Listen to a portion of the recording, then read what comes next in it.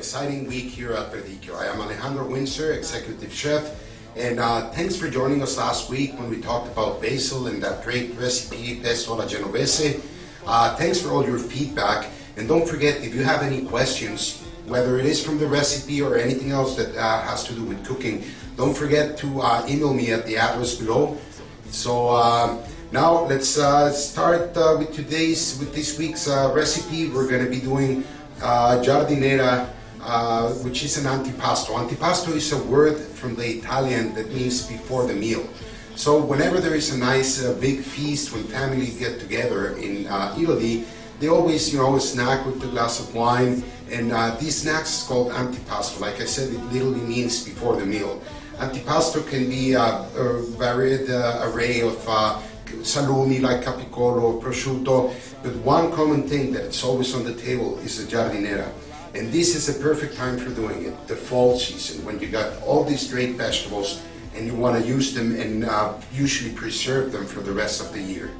Okay, so the ingredients for this recipe, like I said, it's a fall harvest, so we can use whatever is harvested from local producers. Please buy from local producers, try to support them. We try to do as much as we can here at Ristorante Verdicchio.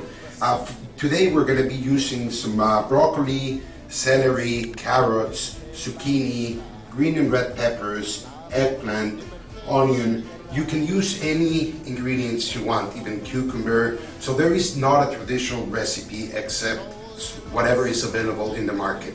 So you have your vegetables, and the only other two ingredients that you're going to be using is white vinegar, which will bring the acidity to preserve, and obviously a good quality olive oil. This will also help you preserve all your vegetables throughout the year. We're going to add a little bit of tomato paste just to give that nice red color and a little bit of acidity and sweetness to this bake, and salt. So the procedure is very simple. You have to chop your vegetables on nice dices. You want to try to do them as even as you can. They don't have to be too small, so it's not really hard to get the shape that you want. Very important is you need to have a non-reactive container. It can be made out of plastic or it can be made out of stainless steel, because we're going to put all our vegetables and layer them, starting with the harder vegetables at the bottom so they don't get squeezed. And then once we have a full layer of our vegetables, we're going to salt them. Make sure you put plenty of salt. It doesn't matter. What we're trying to do is drain the water from inside the ingredients. Okay, so we've cut up some of these vegetables. We put them on a non-reactive container. And starting with the hardest vegetables, which is the carrots. Then we put the celery. Depending on what vegetables you're doing, you want to make sure that the hardest ones go on the bottom. In between each layer, we have been putting salt on the vegetables. What salt will do is take all that excess moisture, and it will be easier to cook, and then that will also make it easier to preserve. We're going to let this sit for about 24 hours in our fridge just to get the salt to take all this moisture out. After 24 hours, what we're going to do is we're going to strain them. Straining them will allow us to remove all that excess water.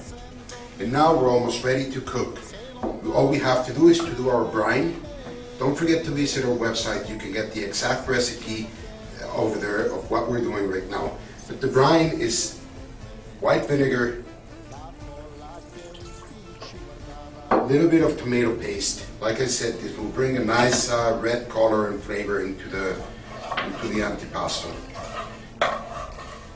And a good quality olive oil. This is all the ingredients you need.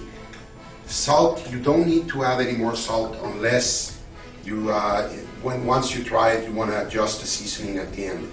But usually with all the salt that we put the vegetables to seat overnight, that should be more than enough for salt for this plate. So we're going to bring this to a boil, and very important, we're going to start adding our vegetables, again, from the hardest vegetables to the ones that are softer. So once this is boiling, we're going to start adding our carrots and allow probably about 5 minutes before you start with the rest of the ingredients. Then you go with the celery and the other hardest ingredients, allowing about 3 to 4 minutes in between each ingredient. So at the end, they're all cooked evenly, and the carrots are going to be as soft as the peppers or the eggplant. Okay, so thank you for joining us for this great recipe. There's different ways to serve it. Don't forget, here at Ristorante Verdicchio, we are our own Giardinera, and we also have it for sale. Visit our website, www.ristoranteverdicchio. And don't forget to join me next week when we're going to be talking about pumpkins that are going to be in season. We're going to do a great recipe, a risotto di zucca with pancetta. We'll see you soon.